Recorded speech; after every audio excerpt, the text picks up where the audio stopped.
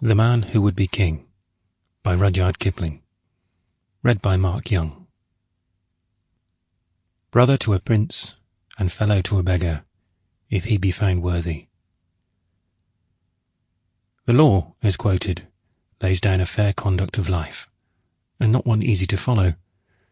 I have been fellow to a beggar again and again under circumstances which prevented either of us finding out whether the other was worthy.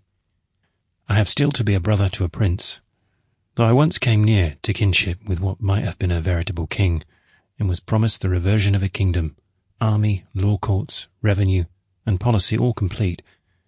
But today I greatly fear that my king is dead, and if I want a crown, I must go and hunt for it myself.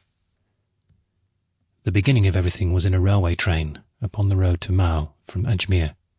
There had been a deficit in the budget, which necessitated travelling not second class, which is only half as dear as first class, but by intermediate, which is very awful indeed.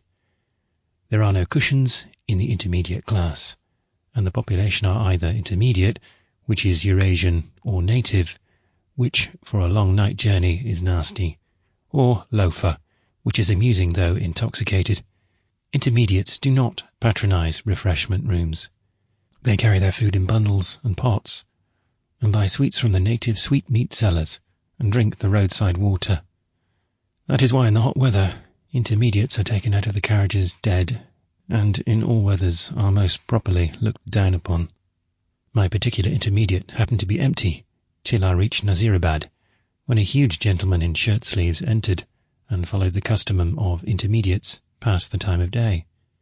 He was a wanderer and a vagabond like myself, but with an educated taste for whisky. He told tales of things he had seen and done, of out-of-the-way corners of the empire into which he had penetrated, and of adventures in which he risked his life for a few days' food. If India was filled with men like you and me, not knowing more than the crows where they'd get their next day's rations, it isn't 70 millions of revenue the land would be paying, it's 700 million, said he, and as I looked at his mouth and chin, I was disposed to agree with him.